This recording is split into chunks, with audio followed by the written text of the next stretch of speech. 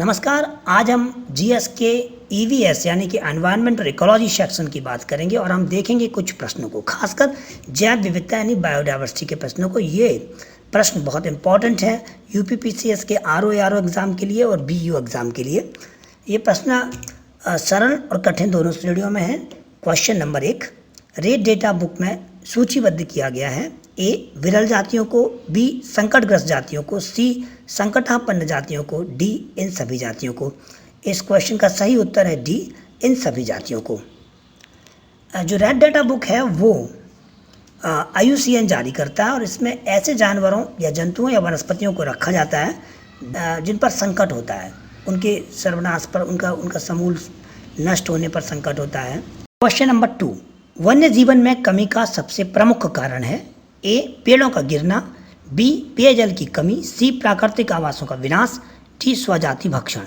इस प्रश्न का सही उत्तर है सी, यानी प्राकृतिक आवासों का विनाश या उनमें कमी। खासकर ये प्रश्न ऐसा है जो अक्सर प्रश्न पेपरों में पूछा गया है और बहुत रिपीटेटिव वैल्यू का है, लगातार ये विभिन्न परीक्षाओं में आता रहा है।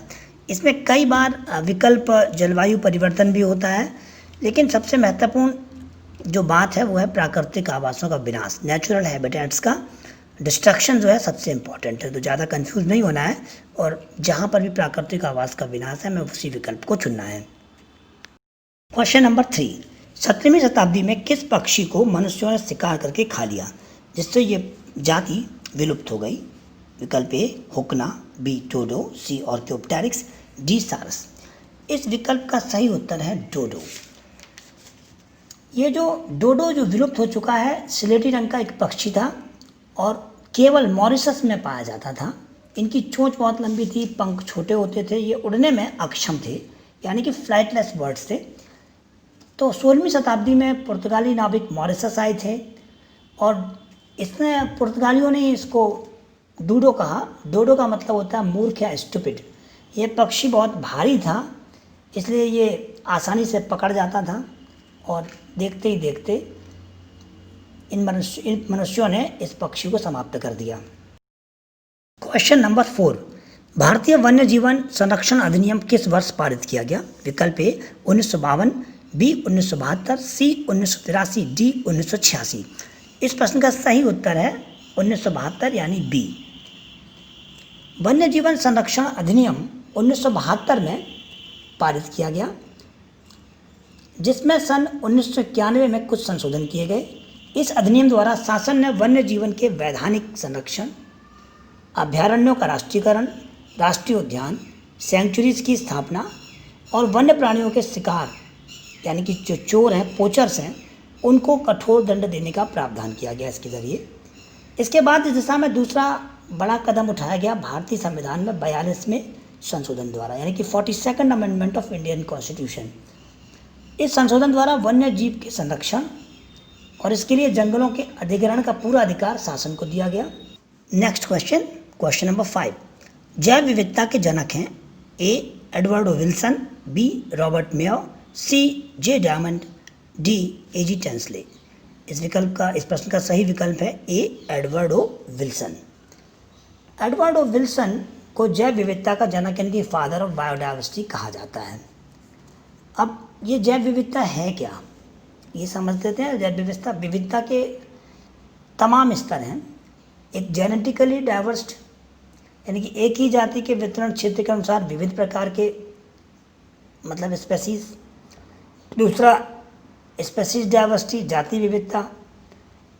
तीसरा, पारिस्थितिकी विविधता, इकोलॉजिकल डाइवर्सिटीज़ की भारत के वर्षावन, रेगिस्तान, समुद्र किनारे आदि पर पाई जाने वाली वनस्पतियों और जंतुओं में विविधता।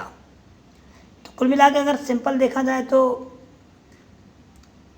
जैव विविधता में सभी जीव, जातियां, समष्टियां और उनके बीच आनुवांशिक विभिन्नताएं तथा सभी समुदायों के कॉम्प्लेक्स व पारिस्थितिकी तंत्र आते हैं। क्वेश्चन नंबर 6, भारतीय वन्य प्राणियों में कौन सा वन मानुष शामिल है?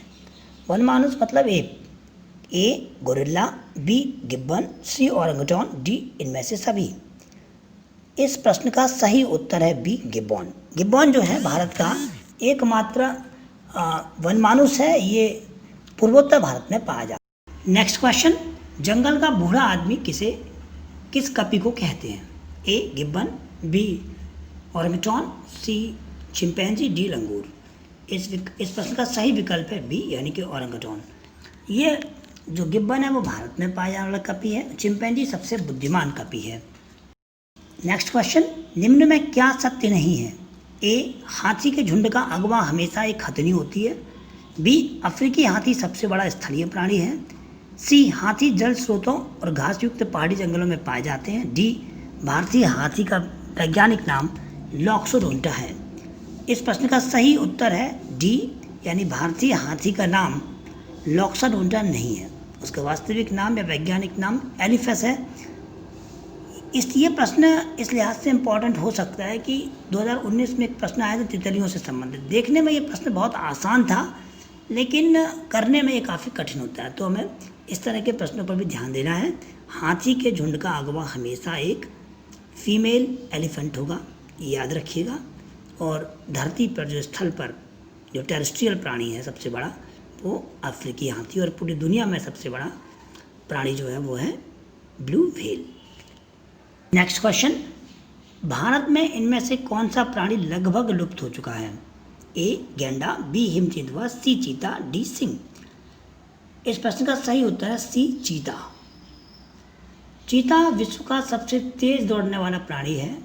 यह 70 से 115 किलोमीटर प्रति घंटे की रफ्तार से दौड़ लगाता है।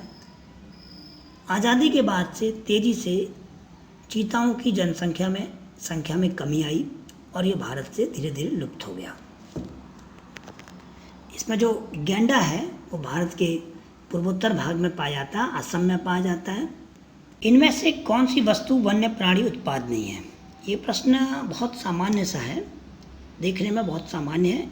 विकल्प हैं ए फर, बी कस्तूरी, सी हाथी दांत, डी राल। इस प्रश्न का सही उत्तर है सी यानी हाथी दांत।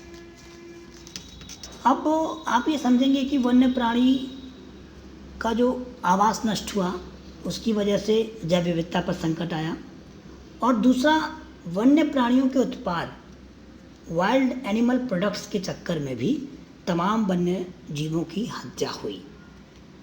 आप उदाहरण के तौर पर एक देख सकते हैं कि रिनोसरास से एक कामोत्तेजक औषधि एफ्रोडिशियक प्राप्त होती थी, जिसकी वजह से पिछले 50-40 सालों में ज़बरदस्त गैंडों का वध किया गया, उनकी हत्या की गई। जो हाथी दांत है, जो आइवरी है, इसके लिए अफ्रीकी हाथियों का बड़े पैमाने पर शिकार हुआ। एक सर्वेक्षण की माने तो 1980 के आसपास करीब 13 लाख हाथी थे, जो 1990 आते आते करीब 6 लाख रह गए। तो हाथी दांत की तस्करी बड़े पैमाने पर होती है, लेकिन उसे आप वन्य प्राणी उत्पाद नहीं मानते।